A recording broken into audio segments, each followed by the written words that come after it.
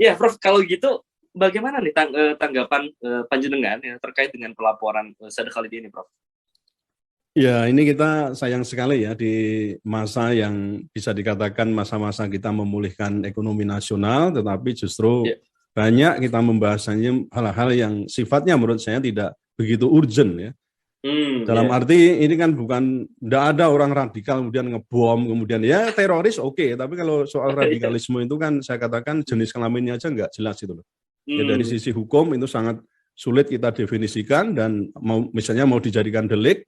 Sedangkan dari sisi politik, nah ini yang jadi mainan gitu ya. Menurut saya memang sangat rentan untuk jadi mainan di maksudnya di wilayah politik itu. Tapi prinsipnya atas kasus ini, ya kita harus melakukan pembelaan hukum ya terhadap Ustadz Khalid Basalamah itu. Ya kenapa begitu?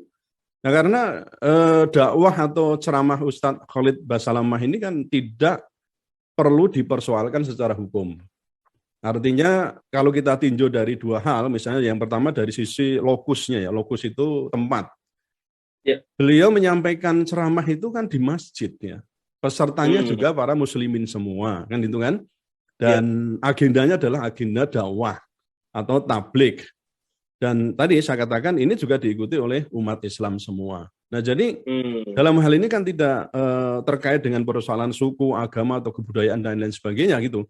Itu yang kedua, ini dari sisi materi atau kita lihat isi dakwahnya itu adalah ya tentu pendapat beliau itu didasarkan pada dalil-dalil agama baik dari Quran maupun dari hadis kan gitu.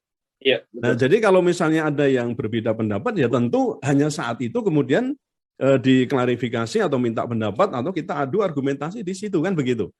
Nah jadi intinya saya ingin menyatakan bahwa ceramah Ustadz Khalid Basalamah itu tidak akan memenuhi unsur-unsur ujaran kebencian yang terindikasi sara ataupun mungkin juga penistaan terhadap suatu kelompok sebagaimana diatur dalam pasal 156 Kitab Undang-Undang Hukum Pidana.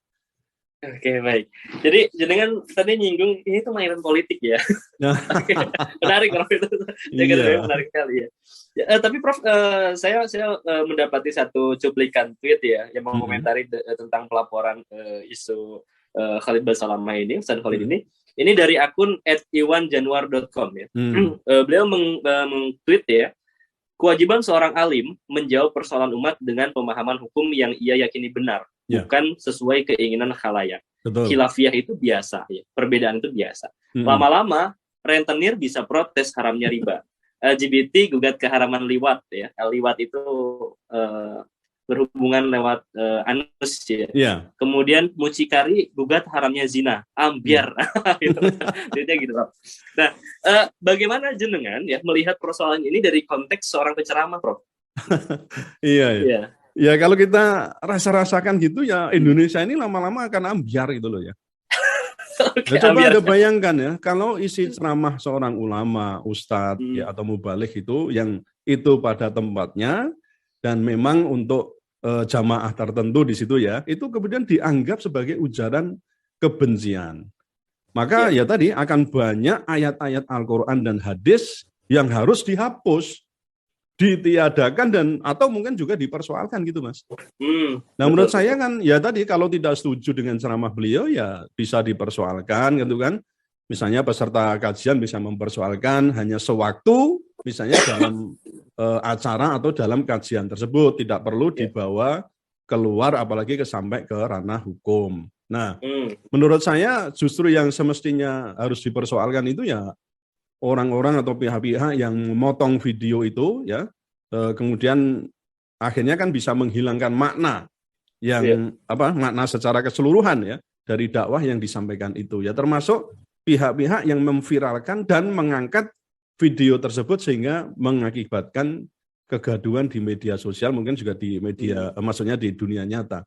Jadi menurut saya memang kita harus ya betul-betul arif di sini kalau hal-hal yang demikian ya tadi seperti Anda sebutkan itu soal zina, LGBT, soal riba dan seterusnya. Wah ini kacau ini nanti kalau semuanya kita hadapkan dengan orang yang tidak sepaham. Nah padahal katanya kita ini mengakui Bhinneka Tunggal Ika. Ya kalau ada perbedaan ya itu hal yang biasa karena apa? Standpoint-nya mungkin berbeda, kitabnya berbeda, asal usulnya berbeda, ya akan berbeda gitu loh. Jadi ya coba kita besarkan persoalan, kita menghargai persoalan keragaman itu, atau tadi Anda sebut namanya khilafiyah, itu hal yang sangat wajar dan mungkin gitu. Jadi tapi tidak perlu kemudian dibawa ke ranah hukum, kemudian saling menuntut, itu saya kira akan membuat kita makin ambiar itu.